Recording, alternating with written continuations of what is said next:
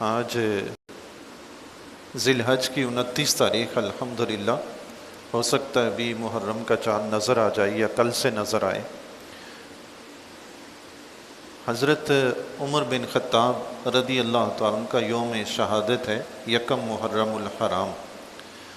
اسی حوالے سے ایک حدیث مبارکہ ہے حضرت عمر بن خطاب رضی اللہ تعالیٰ عنہ کی کرامت کی.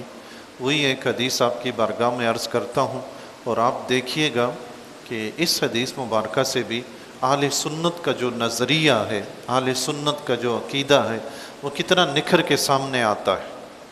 حضرت ابن عمر رضی اللہ تعالیٰ عنہ روایت نقل کرتے ہیں، فرماتے ہیں یہ حدیث امام بہقی رحمۃ اللہ تعالیٰ علیہ نے دلائل النبوت میں نقل فرمائی ہے. مشکات شریف میں بھی یہ نقل ہوئی ہے، دیگر کتب احادیث اور سیرت کی کتابوں میں بھی یہ حدیث موجود ہے اور مسلسل نقل ہوتی آ رہی ہے. حضرت ابن عمر رضی اللہ تعالیٰ عنہ فرماتے ہیں ان عمر بعث جیشا وامر علیہم رجلا یدعى ساریۃ. حضرت ابن عمر رضی اللہ تعالیٰ عنہ فرماتے ہیں کہ حضرت عمر رضی اللہ تعالیٰ عنہ نے ایک لشکر جہاد کے لیے بھیجا، اور ان کے جو سپہ سالار بنائے ان کا نام ساریہ تھا. ان کے سپہ سالار کا نام ساریہ تھا. عمر بن خطاب رضی اللہ تعالیٰ عنہ آقا علیہ الصلوۃ والسلام کے وہ جلیل القدر صحابی ہیں جن کے بارے میں حضور علیہ الصلوۃ والسلام نے فرمایا لو کان بعدی نبی لکان عمر بن الخطاب. اگر میرے بعد کوئی نبی ہوتا تو عمر بن خطاب نبی ہوتے. سبحان اللہ. چونکہ میرے بعد نبی ہونا ممکن ہی نہیں، اس لیے عمر بن خطاب بھی نبی نہیں بن سکے. جب عمر بن خطاب نبی نہیں بن سکے تو مرزا قادیانی صاحب کہاں سے نبی بن گئے؟ حضرت عیسیٰ علیہ السلام تشریف لائیں گے واپس دنیا میں. حضور علیہ الصلوۃ والسلام کے کئی ارشادات مبارک اس پہ گواہ ہیں، قرآن کریم کی آیات بھی گواہ ہیں. عیسیٰ علیہ السلام آئیں گے، وہ بذات خود تشریف لائیں گے، کسی ماں کے پیٹ سے پیدا نہیں ہوں گے. جس طرح مرزا قادیانی صاحب پیدا ہوئے اس طرح عیسیٰ علیہ السلام پیدا نہیں ہوں گے، بلکہ حدیث شریف میں آتا ہے حضور علیہ الصلوۃ والسلام نے فرمایا شام کی جامع مسجد، دمشق کی جامع مسجد، شام میں دمشق کی جامع مسجد کے مینار پر 2 فرشتوں کے ساتھ اتریں گے. سبحان اللہ.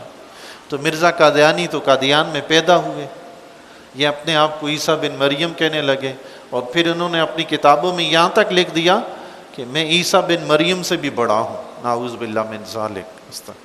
وہ گستاخیاں انبیاء علیہ السلام کی اس شخص نے کی ہیں. علمان والحفیظ پڑھ کے بندے کا وجود کہاں اٹھتا ہے تھوڑا بہت بھی ایمان ہو تو. یہ عمر بن خطاب رضی اللہ تعالیٰ کے بارے میں حضور علیہ الصلوۃ والسلام نے فرمایا اگر میرے بعد کوئی نبی ہوتا تو عمر بن خطاب نبی ہوتے.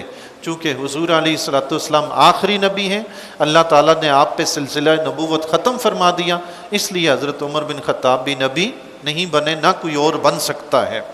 ایک حدیث مبارکہ میں آقا علیہ الصلوۃ والسلام نے فرمایا من ابغض عمر فقد ابغضنی ومن احب عمر فقد احبنی. جس شخص نے عمر سے دشمنی کی اس نے مجھ سے دشمنی کی، اور جس نے عمر سے محبت کی اس نے مجھ سے محبت کی. سبحان اللہ. عمر بن خطاب کی نفرت، عمر بن خطاب کی دشمنی وہ عمر بن خطاب کی نہیں ہے، وہ آقا دو جہاں سے دشمنی ہے. صحابہ کو برا بلا کہنا صحابہ سے دشمنی نہیں، نبی سے دشمنی ہے. نبی سے محبت ہو تو کون صحابہ کو برا بلا کہے جی؟ اللہ اللہ. تو یہ عمر بن خطاب رضی اللہ تعالیٰ عنہ ساری زندگی خدمت اسلام میں گزری، اب بھی خدمت کر رہے ہیں. لشکر اسلام جہاد کے لیے بھیجا ہے، امیر بنایا حضرت ساریہ رضی اللہ تعالیٰ عنہ کو. فرماتے ہیں فبینما عمر رضی اللہ عنہ یخطب. فرماتے ہیں ایک دن حضرت عمر رضی اللہ تعالیٰ عنہ خطبہ ارشاد فرما رہے تھے. جمعہ کا دن تھا، ممبر پہ آپ تشریف فرما تھے اور خطبہ ارشاد فرما رہے تھے. خطبہ بیان کرتے کرتے اچانک درمیان میں آپ نے فجعل یصیح، تو آپ نے اچانک بلند آواز سے پکارنا شروع کر دیا یا ساری الجبل یا ساری الجبل یا ساری الجبل. اے ساریہ پہاڑ کی طرف جاؤ، اے ساریہ پہاڑ کی طرف جاؤ، اے ساریہ پہاڑ کی طرف جاؤ. یہ ماجرا کیا ہے جی؟ خطبے کے درمیان جمعہ کا خطبہ ہو رہا ہے مسجد نبوی میں، مدینہ طیبہ میں، مسجد نبوی کے ممبر پہ حضرت عمر بن خطاب رضی اللہ تعالیٰ عنہ خطبہ جمعہ ارشاد فرما رہے ہیں. خطبہ ارشاد فرماتے فرماتے کہتے ہیں اے ساریہ پہاڑ کی طرف جاؤ، اے ساریہ پہاڑ کی طرف جاؤ۔ اور وہ ساریہ اس وقت تھے کہاں، وہ لشکر تھا کہاں؟ شارحین نے لکھا ہے، محدثین نے لکھا ہے، اسلامی کتابوں میں جو کئی سو سالوں سے لکھی ہوئی چلی آ رہی ہیں ان میں جا بجا یہ روایت بھی ملتی ہے، اس کے معنی و مطالب بھی ملتے ہیں کہ یہ حضرت ساریہ رضی اللہ تعالیٰ عنہ ایران کے ایک علاقے نہاون میں اس وقت جنگ لڑ رہے تھے۔ کس کے علاقے میں جی؟ ایران، یہ ہمارے پڑوس میں ہے، اور مدینہ ہزاروں کلومیٹر دور ہے ہم سے۔ مدینہ اور نہاون کے درمیان کا جو فاصلہ تھا اس وقت مسافر کو وہاں سے یہاں پہنچنے میں 1 مہینہ لگتا تھا۔ حضرت عمر بن خطاب رضی اللہ تعالیٰ عنہ ممبر کے اوپر تشریف فرمائے اور وہاں سے اپنے مجاہدین کو، اپنی فوج کو گائیڈ کر رہے ہیں کہ پہاڑ کی طرف جاؤ۔ یہ ابھی جو نہاون کا علاقہ ہے یہ آذربائیجان کا پہاڑی ایک سلسلہ ہے، وہاں کی یہ ایک جگہ ہے آذربائیجان، ابھی جہاں یہ شامل ہے۔ عمر بن خطاب رضی اللہ تعالیٰ عنہ وہاں سے حضرت ساریہ رضی اللہ تعالیٰ عنہ کو جنگ لڑتے ہوئے دیکھ لیتے ہیں۔ ایک روایت میں آتا ہے حضرت عبد الرحمن بن عوف رضی اللہ تعالیٰ عنہ نماز کے بعد پوچھا کہ یا امیر المومنین، یہ آج خطبہ کے درمیان میں آپ نے حضرت ساریہ کو کیوں یاد کیا، انہیں کیوں پکار رہے تھے؟ حضرت عمر رضی اللہ تعالیٰ نے فرمایا اے عبد الرحمن، میں نے دیکھا کہ کفار نے حضرت ساریہ اور اس کے لشکر کو گھیر لیا تھا، تو میں نے انہیں کہا کہ تم پہاڑ کو اپنی پشت پر لو، تو انہوں نے پہاڑ پہ پشت پر لیا، اللہ نے انہیں فتح عطا فرمائی۔ سبحان اللہ، سبحان اللہ۔ یہ کس کی نظر ہے؟ غلام رسول کی۔ تو رسول اللہ کی نظر کے کیا کہنے ہیں؟ سبحان اللہ۔ رسول اللہ کی نظر نیچے جائے تو تخت سرا تک دیکھے، اوپر اٹھے تو سدرۃ المنتہا سے بھی آگے جائے ہیں، عرش اولا پہ پہنچے، کرسی پہ پہنچے۔ اللہ کے نبی کی نظر تو رب کو دیکھ لے تو باقی کیا رہا ہے؟ سبحان اللہ، اللہ اللہ اللہ اللہ۔ تو عمر بن خطاب رضی اللہ تعالیٰ نے فرمایا کہ میں نے دیکھا وہ لشکر جنگ لڑ رہا تھا، کافروں نے گھیر لیا تھا۔ اب یہ بتائیں جی، یہ 1 مہینے کی مسافت پہ اتنا دور عمر بن خطاب نے دیکھا کیسے؟ پھر وہاں سے آواز دے کر پکارا حضرت ساریہ رضی اللہ تعالیٰ کو، انہوں نے یہاں سنا کیسے؟ سبحان اللہ۔ تو یہ جو کشمکش ہے نا، یہ آج سائنس نے دور کر دی ہے۔ سائنس نے یہ بتا دیا ہے کہ اتنی دور آواز پہنچائی جا سکتی ہے، دکھایا جا سکتا ہے۔ سائنس کی مشینیں بے جان ہیں، یہ یاد رکھیے گا۔ بجلی پہ چلتی ہیں، بجلی ایک آگ ہے، عربی میں اسے نار کہتے ہیں۔ سبحان اللہ۔ رب کی طرف سے جو روحانیت بندہ مومن کو ملتی ہے اسے نور کہتے ہیں، روشنی، اللہ کی روشنی، اللہ کا نور ہے۔ سبحان اللہ۔ یہ نار کی طاقت بندہ مومن کو دنیا کا کیا کچھ نہیں دکھاتی، وہ نور کی طاقت بھی سب کچھ دکھا دیتی ہے۔ سبحان اللہ۔ بندہ مومن کے اندر جو طاقت ہے وہ نور کی طاقت ہے۔ تو عمر بن خطاب رضی اللہ تعالیٰ نے اس طاقت سے دیکھا۔ امام رازی رحمۃ اللہ تعالیٰ علیہ نے امام بخاری رحمۃ اللہ علیہ کی ایک حدیث مبارکہ نقل فرمائی تفسیر رازی میں، تفسیر کبیر بھی اس کو کہتے ہیں، مفاتیح الغیب اس کا نام ہے اصل میں۔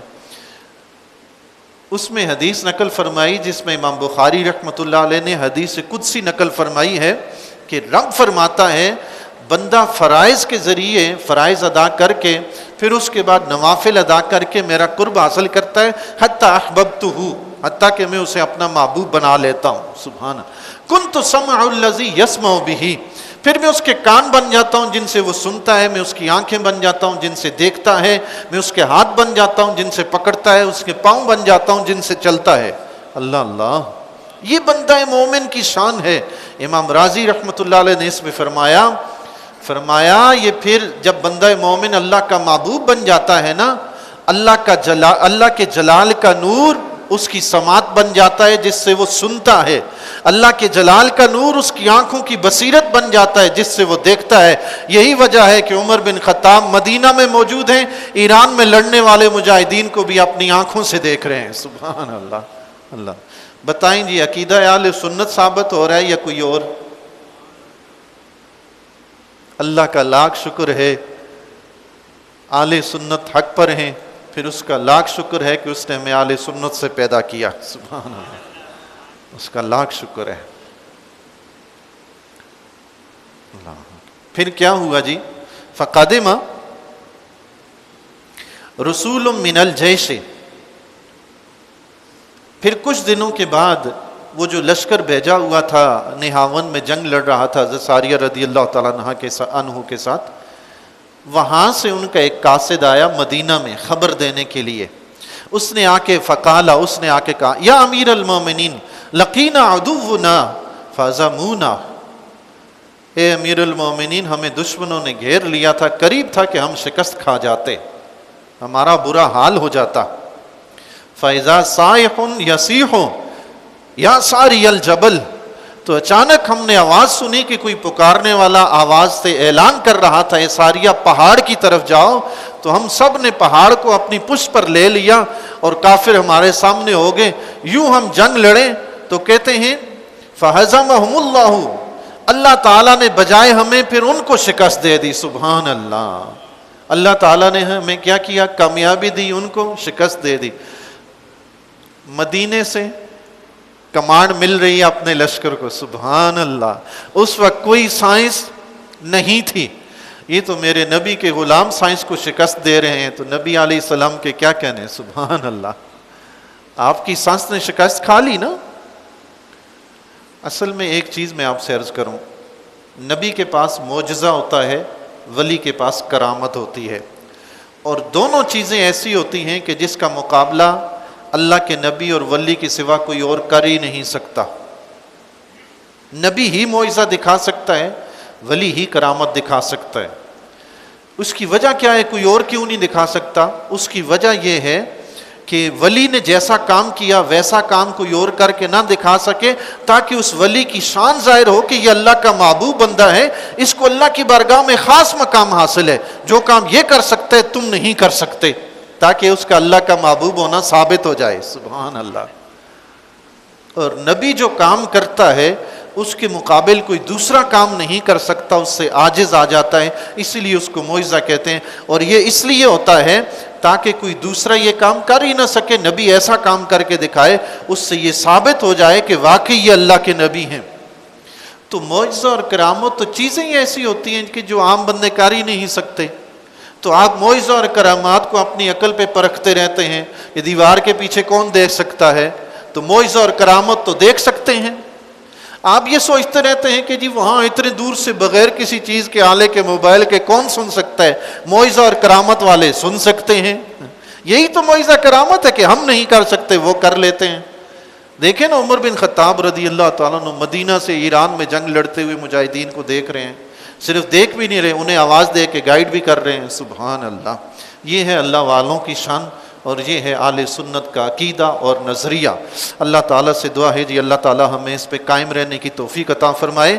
صحابہ کرام رضی اللہ تعالیٰ عنہ فرماتے ہیں فَقُلْنَا لِعُمَرَ كُنْتُ تُصِيحُ بِذَلِكَ، جب قاصد نے آ کے بتایا نا کہ نہاون میں جنگ لڑتے ہوئے ہمیں کسی نے پکار کر کہا تھا کہ پہاڑ کی طرف جاؤ تو ہم یہ جنگ جیتی، تو صحابہ فرماتے ہیں پھر ہم نے حضرت عمر رضی اللہ تعالیٰ سے فرمایا آپ اسی لیے اس دن اعلان فرما رہے تھے. سبحان اللہ.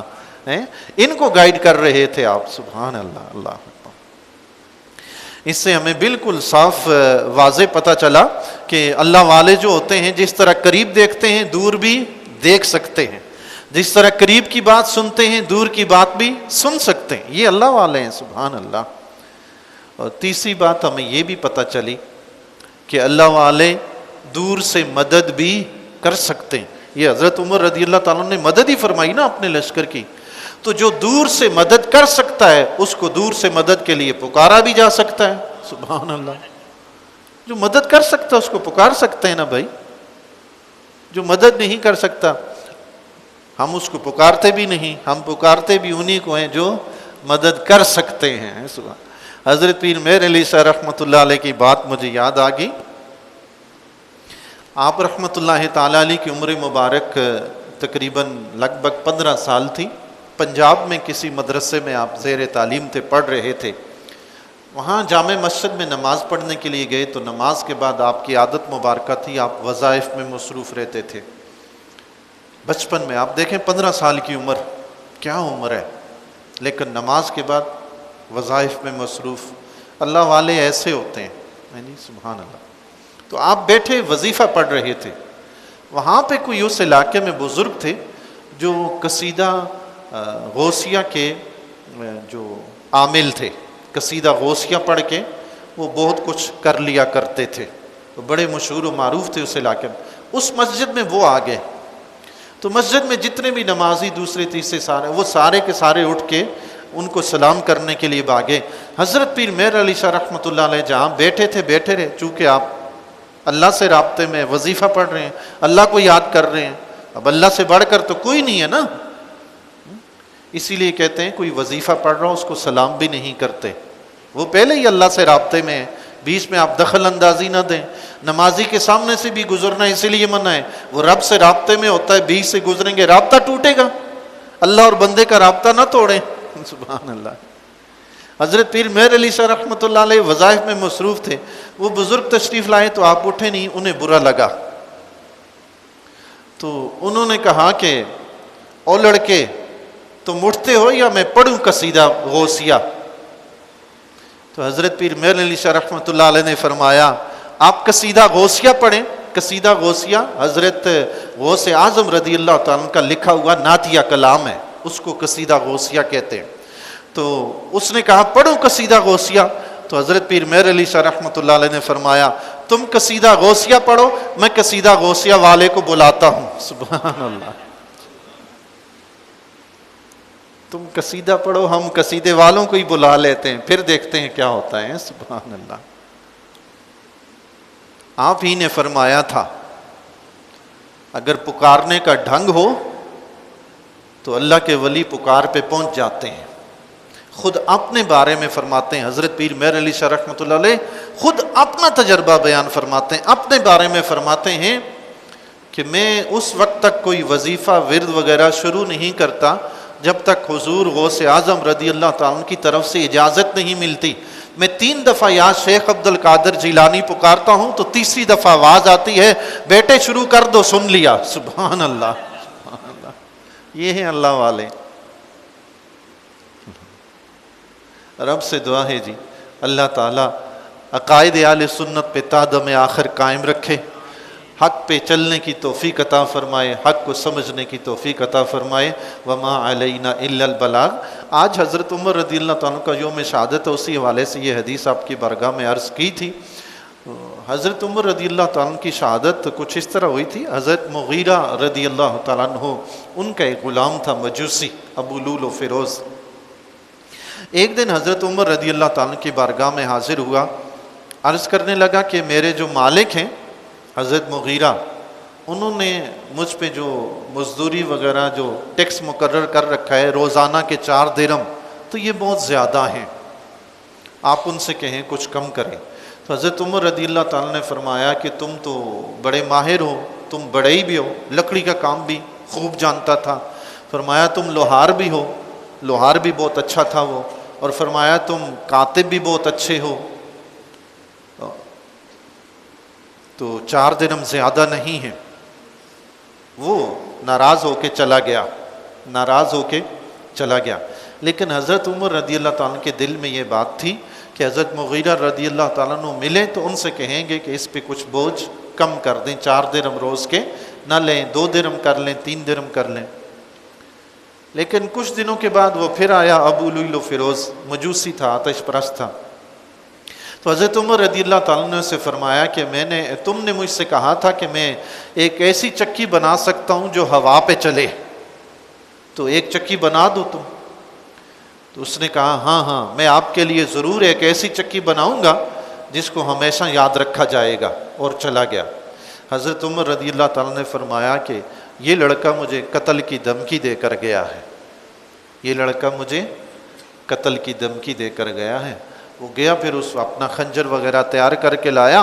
حضرت عمر رضی اللہ تعالیٰ عنہ نماز فجر کے لیے تشریف لے گئے مسجد نبوی میں، صفوں کو درست کرنے کے لیے حکم ارشاد فرمایا کہ صفیں سیدھی کریں۔ تو صفیں سیدھی کرنے کے بہانے وہ ابو لولو فیروز جو تھا وہ پہلی صف میں جا کے کھڑا ہو گیا۔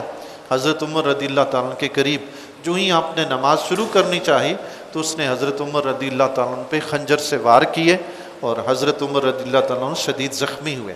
صحابہ کرام رضی اللہ تعالیٰ نے پکڑنے کی کوشش کی، مزید 13 افراد اس نے اور زخمی کر دیے۔ تو ایک عراقی تھا وہاں پہ، اس نے فوراً اس کے اوپر چادر ڈال دی تو وہ چادر کے اندر بند ہو گیا۔ جب وہ بند ہو گیا تو اس نے سمجھا پکڑا جاؤں گا، تو اسی خنجر سے اس نے اپنا پیٹ پھاڑ ڈالا اور خود بھی خودکشی کر لی۔ حضرت عمر رضی اللہ تعالیٰ عنہ کو 26 ذی الحج کو اس نے زخمی کیا تھا، 3 دن آپ رضی اللہ تعالیٰ عنہ زخمی رہے اور 1 محرم الحرام کو آپ کی شہادت ہوئی ہے۔ تو آج حضرت عمر رضی اللہ تعالیٰ عنہ کا یوم شہادت ہے۔ اللہ تعالیٰ ان کے درجات بلند فرمائے، ان کے صدقے ہماری اور تمام امت مسلمہ کی بخشش و مغفرت